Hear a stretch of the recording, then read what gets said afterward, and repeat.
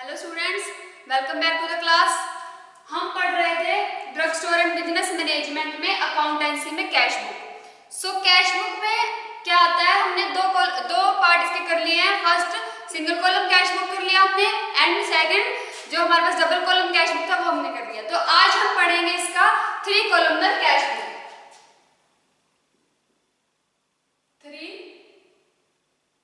Columnar cash book. 3 columnar cash book जो है वो हमारे पास बहुत इंपॉर्टेंट है। जो क्या है, पॉपुलर फॉर्म है हमारे पास कैश बुक की, popular form of cash book.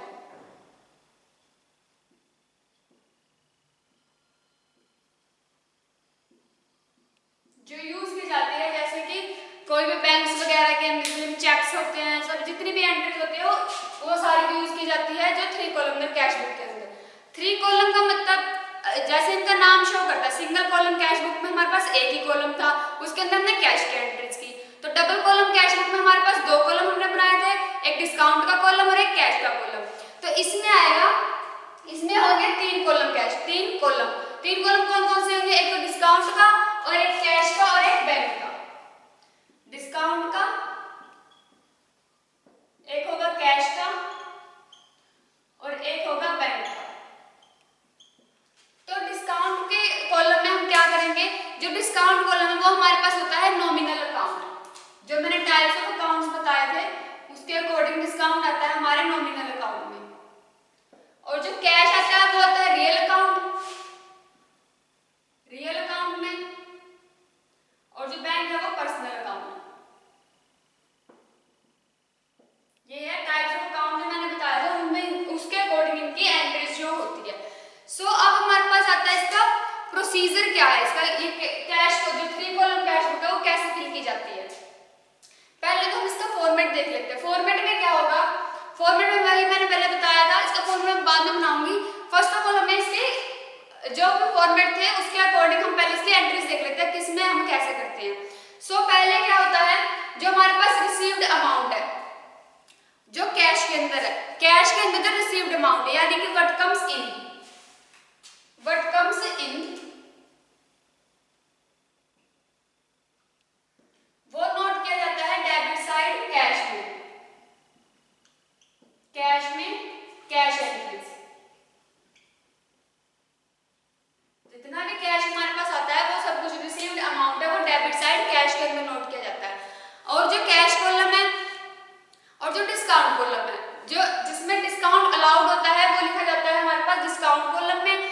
जो पार्टी हमें दे रही है वो पार्टी की साइड रिकॉर्ड होता है, जिस पार्टी को हमें दे रहे हैं वो उधर से रिकॉर्ड, उसने हमें डिस्काउंट दिया तो उसने क्या, उसकी साइड रिकॉर्ड होगा वो। अब डिस्काउंट कॉलम होगा हमारे पास डेबिट साइड के अंदर रिकॉर्ड होगा, जो पार्टी हमें दे रही है उसके डेबिट साइड के अंदर वो रिकॉर्ड होगा और हमारे क्रेडिट साइड के अंदर।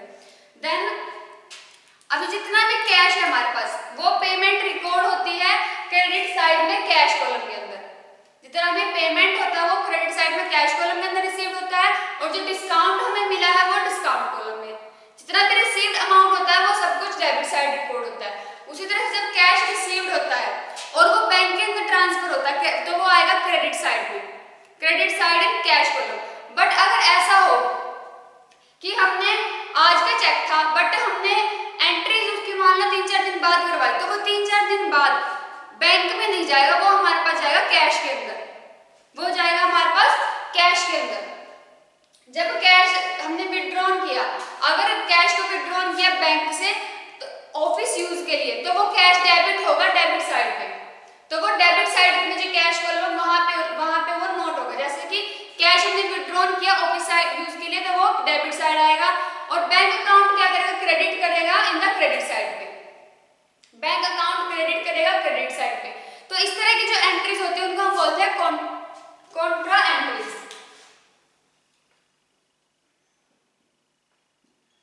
कॉन्ट्रा एंट्रीज, जिसमें इस कॉन्ट्रा एंट्रीज के अंदर हम लेजर फोलियो में लिखते हैं सी लेटर, लेटर सी से डिनोट करते हैं जब होती है हमारे पास कॉन्ट्रा एंट्रीज।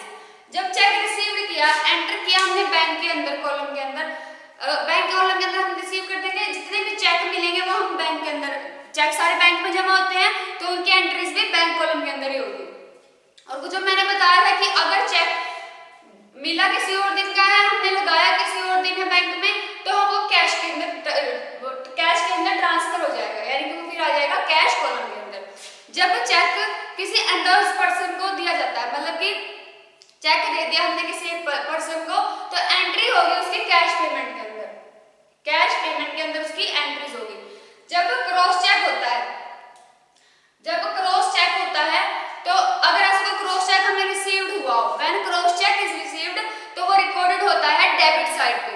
डेबिट साइड पे हम क्रॉस चेक को डेबिट साइड बैंक कॉलम में जब ऐसा कोई क्रॉस चेक रिसीव होता है तो वो जाएगा डेबिट साइड के बैंक कॉलम के अंदर, ठीक है। देन जो क्या है हमारे पास, जब ऐसा कोई दूसरा चेक आता है हमारे पास, तो वो जाएगा डेबिट साइड के कैश कॉलम के अंदर, ठीक है। समझाया कि अगर कोई भी हमें चेक मिला तो हमने वो बैंक में लगा दिया, तो वो हमारा बैंक कॉलम के अंदर जाएगा, क्रॉस चेक होता है। और उसके बाद अगर कोई हम चेक ले रहे हैं तो वो हमारा जाएगा, सिंपल चेक ले रहे हैं तो वो जाएगा कैश कॉलम के अंदर डेबिट साइड में। ये कुछ है उसकी ये थ्री कॉलम कैश बुक की थोड़ी खासियत है, इसको हम न्यूमेरिकल के बेसिस पे समझेंगे। देन जब बैंक कोई चेंज करता है कमीशन के ऊपर या फिर कोई कलेक्शन करता है चार्जेस, सर्विस चार्जेस, जो जितने भी चार्जेस होते हैं, जैसे एटीएम है तो उसके सर्विस चार्जेस होते हैं, या फिर कुछ और चार्जेस लगा रहा है बैंक, तो वो जाता है हमारे पास जो हमारा क्रेडिट एंट्रीज है उनके अंदर, हम ये फिर एंट्री रिकॉर्ड करवाते हैं जो हमारे पास क्रेडिट साइड है उधर। सो फर्स्ट हम इसके बाद हम देखते हैं कि इसका फॉर्मेट कैसा होता है।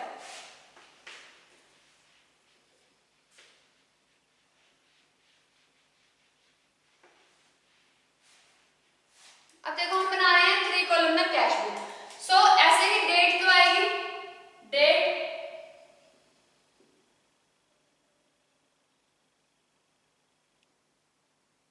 देन आएंगे पार्टिकुलर्स,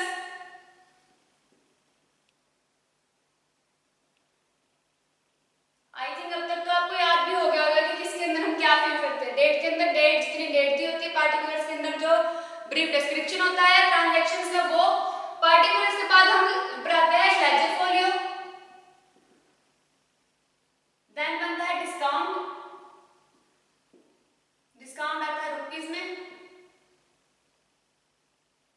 फिर हमें मिलता है डिस्काउंट के बाद कैश, कैश रुपीस में,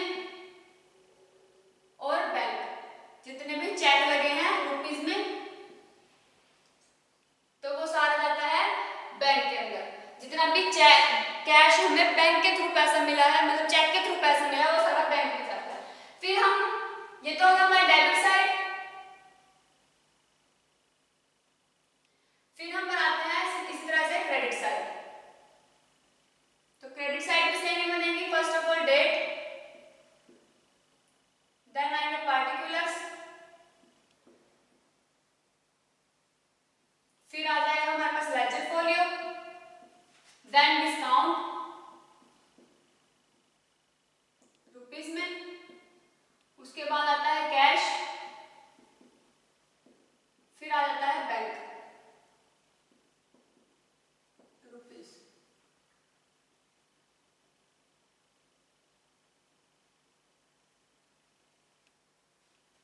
तो ये हमारा फॉर्मेट बन गया, इसमें हम लाइंस खींच लेते हैं।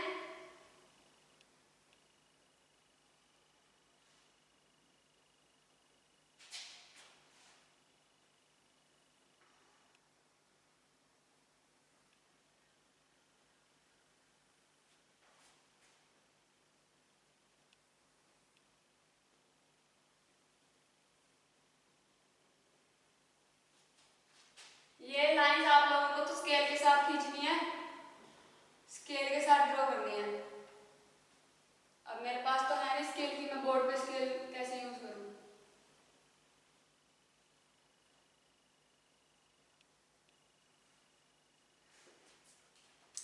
अभी मैं ये था हमारा format three column cash book का। फर्स्ट डेट आ गई, फिर हमारे पास पार्टिकुलर्स आ गए जिसमें हम ब्रीफ डिस्क्रिप्शन लिखेंगे, और हमारे पास लेजर फोलियो आ गया, डिस्काउंट आ गया, कैश बैंक, थ्री कॉलम बन गया ना extra, discount cash bank. First में सिर्फ कैश था, सेकंड में आया डिस्काउंट और कैश, थर्ड के अंदर हम पढ़ रहे डिस्काउंट कैश और बैंक। फिर ऐसे ही बना हमने क्रेडिट साइड का, ये था डेबिट साइड डीआर, और ये आ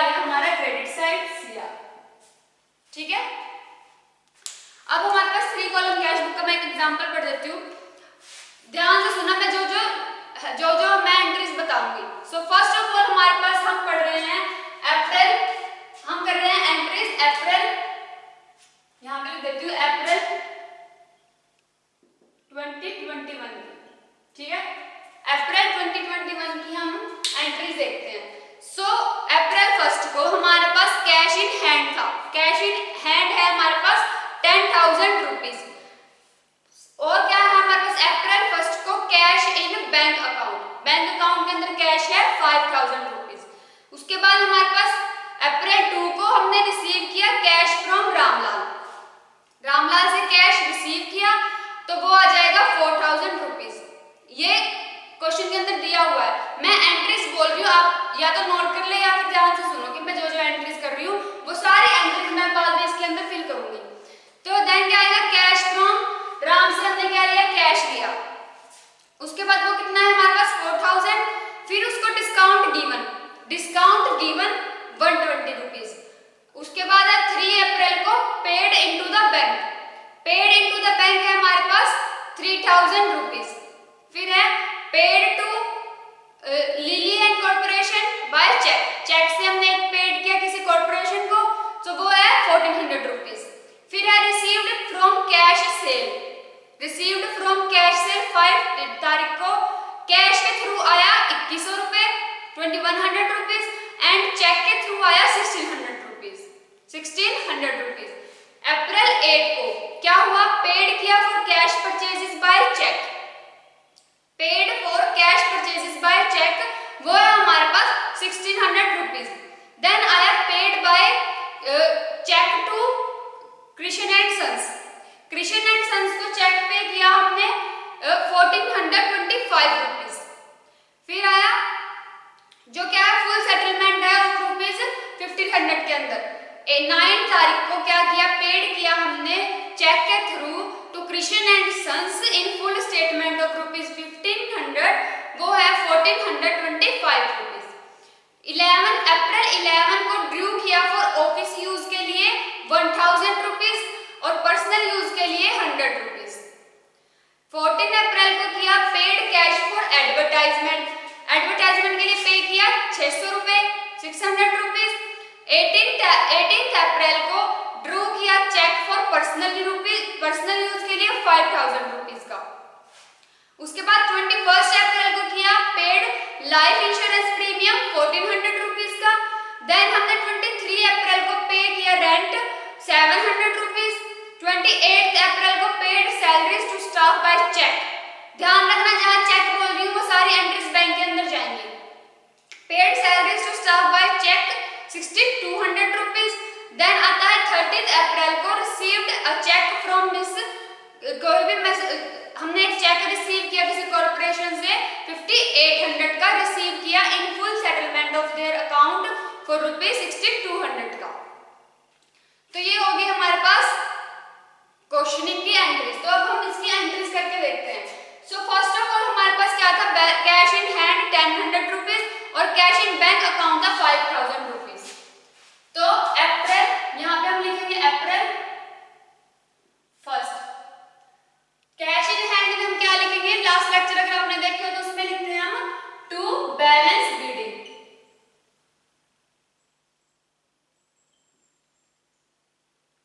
कितना अमाउंट था हमारे पास 10,000 रुपीज, तो यहाँ पे आ जाएगा कैश के अंदर 10,000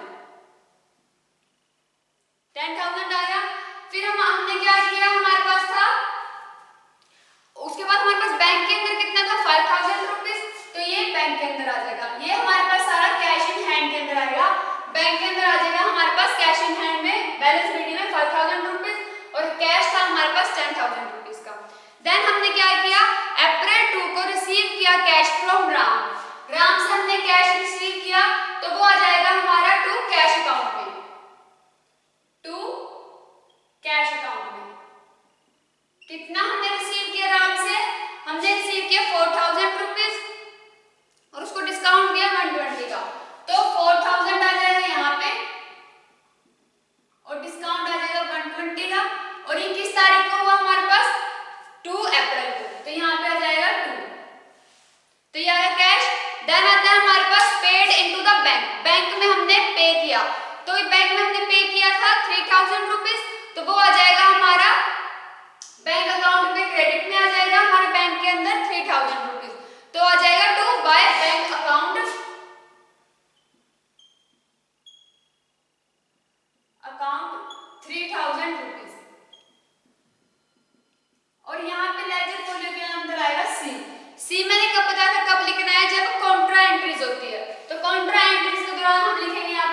लेजर फोलियो सी, लेजर फोलियो के अंदर हम लिखेंगे सी कि ये क्या है, कॉन्ट्रा एंट्रीज है।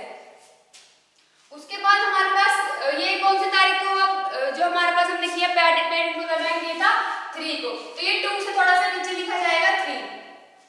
फिर हमने किया, ये तो था जो कॉन्ट्रा एंट्रीज हमने यहाँ की, यही 3 की एंट्री, क्योंकि हमने क्या किया, पेड किया, तो हमारे पास हमारे बैंक में भी तो गया है, मतलब हमने क्या किया, हमारा जो कैश था वो कैश हमने बैंक में जमा करवा, तो हमने वो दे भी दिया बैंक को और हमारे पास वो बैंक के अंदर आ भी गया, तो डेबिट साइड में 3 में आएगा टू बैंक अकाउंट, यहाँ पे आ जाएगा 3000 रुपीज। ठीक है, ये दोनों सेम इधर ही आएंगे, ये 3 इधर। ठीक है, ये एंट्री इसके साथ ही आएगी 3। फिर हमारे पास आता है 4 को, पेड टू कॉर्पोरेशन को पेड किया था बाय चेक, तो चेक के दौरान चेक के थ्रू हमने पे किया 1400 रुपीज, तो वो आ जाएगा 5 को, ये हमने किया 4 को आएगा पेड टू 2 पे किया है, तो वो आ जाएगा यहाँ हमारे पास क्रेडिट साइड में, तो आएगा बाय लिली एंड कॉर्पोरेशन को पे किया, तो Lily and corporation, by Lily and corporation को 4 को हमने पे किया था, कितने रुपीज हमारे पास आए थे 1400 रुपीज, तो वो आ जाएगा कैश के अंदर। चेक के थ्रू पे किया था तो 1400 रुपीज चेक में आ जाएगा बैंक में। ठीक है, फिर हमने क्या किया, लिली एंड कॉर्पोरेशन को पे किया, उसके बाद रिसीव्ड किया फ्रॉम कैश सेल से, कैश सेल से हमने रिसीव किया, तो वो आ जाएगा इधर 5 अप्रैल को किया, तो वो आ जाएगा टू सेल अकाउंट। तो कैश में हमने कितना पे किया था, कैश में हमारे पास था 2100 रुपीज और चेक में 1600, तो कैश में आ जाएगा 2100 रुपीज और चेक में बैंक में आ जाएगा 1600 रुपीज। ठीक है, देन हमारे पास आता है 8 तारीख को हमने पे किया cash purchases by cheque, cheque के थ्रू परचेज किया, तो वो आ जाएगा 1425 रुपीज, तो वहां पे आ जाएगा बाय परचेज अकाउंट, और ये हमने किया था पेड फॉर कैश परचेजेस 8 को, तो 5 से नीचे आएगा बाय परचेज अकाउंट। तो परचेज अकाउंट में हमने चेक के थ्रू पे किया, तो वो आ जाएगा 1425 रुपीज, और वो उसमें हमें डिस्काउंट मिला है 75 का, डिस्काउंट आ जाएगा 75 का, डिस्काउंट अलाउड इज 75, जो हमने परचेज जो परचेज अकाउंट में क्रेडिट हो रही है उसमें हमें डिस्काउंट मिला है 75 का। देन हमारे पास आता है जो पे किया हमने चेक को टू खन्ना एंड कॉर्पोरेशन को, तो जब हमने खन्ना एंड कॉर्पोरेशन को पे किया, तो वो है हमारे पास 1425 रुपीज पे किया है फुल सेटलमेंट में, वो हुआ हमारे पास 9 को, तो 9 की एंट्रीज यहाँ पे शो करेंगे क्योंकि हमने पे किया है बट गोज आउट, तो वो आ जाएगा बाय खन्ना एंड कॉर्पोरेशन।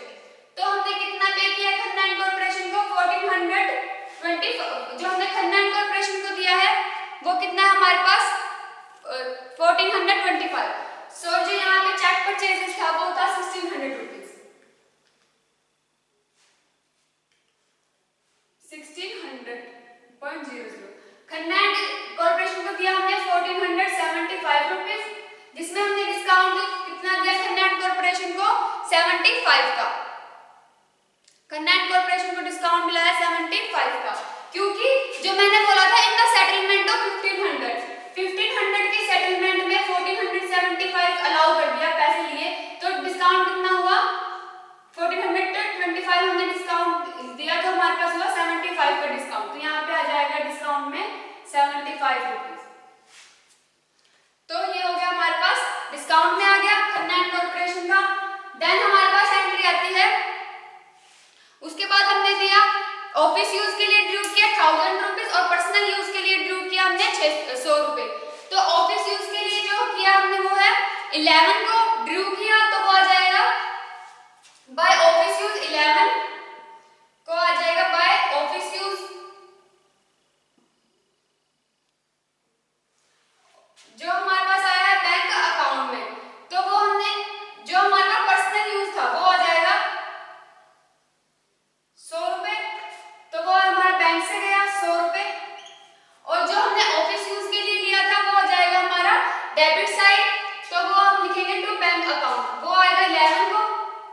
11 को टू बैंक अकाउंट, ये आ जाएगा 1000 रुपीज। ठीक है, देन हमने क्या किया, पेड किया कैश फॉर एडवर्टाइजमेंट के लिए पे किया 600 रुपीज, तो वो आ जाएगा इधर क्रेडिट साइड पे, वो हुआ था हमारा 14 को, तो 14 को आ जाएगा बाय एडवर्टाइजमेंट अकाउंट, और एडवर्टाइजमेंट अकाउंट हमने कितने दिए हैं 600 रुपए, तो वो कैश के अंदर हमने दिए।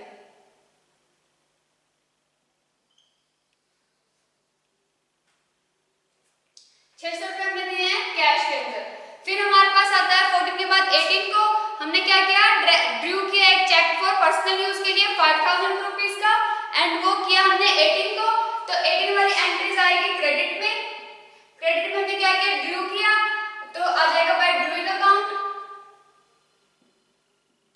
बाय ड्रूइंग अकाउंट 18 को हमने कितना ड्रू किया था, जो हमारे पास था 5000 रुपीज, तो वो आ जाएगा हमारा बैंक के अंदर 5000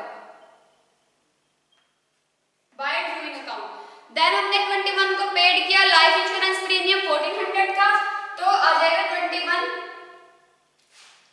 को पे किया बाय ड्रूइंग अकाउंट में, लाइफ इंश्योरेंस वाले को, लाइफ इंश्योरेंस वाले अकाउंट में कितना हमने पे किया है, लाइफ इंश्योरेंस वाले को हमने पे किया है 1400 रुपीज, तो वो आ जाएगा हमारा कैश में।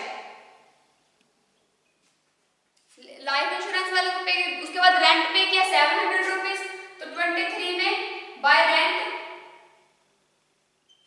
आ जाएगा 700 रुपीज कैश में, और उसके बाद है स्टाफ को सैलरी दी 6200 रुपीज, वो दी है हमने 28 को बाय सैलरीज अकाउंट, ये रेंट अकाउंट था, ये सैलरीज अकाउंट था, तो सैलरीज अकाउंट में हमने दिया 6200 रुपीज, और वो हमने दिया बैंक के थ्रू, वो आ जाएगा हमारा बैंक अकाउंट में। उसके बाद चेक, क्योंकि हमने क्या किया था, सैलरी पे की थी थ्रू चेक। उसके बाद आता है एक चेक रिसीव किया from Suryan corporation full settlement of their account for rupees 6200, वो क्या था हमने 5800 का चेक रिसीव किया है सूर्य से, तो डिस्काउंट कितना हो जाएगा हमारे पास 400 रुपए का, क्योंकि हमारे पास कितना है 6200, तो वो आ जाएगा इधर कि कौन सी तारीख को हुआ है 30 को, 30 को हमने एक चेक रिसीव किया है, 28 से नीचे लिखा जाएगा इधर 30, चेक रिसीव किया है टू मैसेंजर सूर्यन कॉर्पोरेशन, तो वो कितना किया हमने 5800 का, और डिस्काउंट कितना हुआ फिर 400 का। सो जो हमारे पास आया था वही, फिर आगे हम क्या करेंगे, इन सबकी एंट्रीज को ऐड कर देंगे। ऐड करने के बाद हमारे पास क्या आ जाएगा, जो हमने फर्स्ट एंट्री की है कैश इन बैंक अकाउंट में, जो हमने किया था पेड इनटू द बैंक, जो हमने पेड इनटू द बैंक किया था बैंक अकाउंट के अंदर, जो हमने फर्स्ट एंट्री की 3 को, तो वो क्या आएगा, हमने वो क्या किया था, हमने वो कैश के थ्रू बैंक के अंदर पे किया था, यानी कि हमारी तरफ से कैश गया, तो वो क्या आएगा, क्रेडिट साइड कैश अकाउंट में आएगा। ठीक है, तो ये हो गया पूरा हमारा फोलियो, जो हमारा इसका फॉर्मेट था वो तैयार हो गया। उसके बाद हम इसका क्या करेंगे, एडिशन कर देंगे, टोटल करेंगे, सारे जो जितने भी हमारी ट्रांजैक्शन हुई है उन सबका टोटल करेंगे।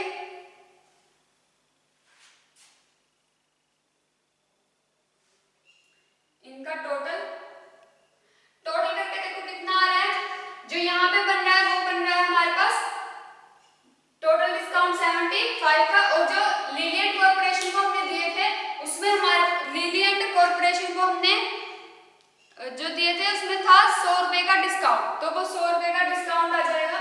या फिर जैसे भी हमारे पास क्वेश्चन दे रखा, अगर हमने डिस्काउंट नहीं दे रखा तो हम डिस्काउंट नहीं लेंगे, तो हम डिस्काउंट हम एंट्रीज नहीं करेंगे, तो डायरेक्ट 1400 रुपीज है तो हम इसका टोटल कर लेंगे, उसके बाद कैश वाले का टोटल कर लेंगे और डिस्काउंट वाले का टोटल कर लेंगे, इसी तरह से इधर भी टोटल कर लेंगे। तो इसका टोटल जो होगा ये आप लोग खुद करेंगे, इसका जो टोटल होगा यहाँ पे कैश का और बैंक का टोटल, वो हम बैलेंस करेंगे हमारे क्रेडिट साइड से, यानी कि हमारा क्रेडिट बैलेंस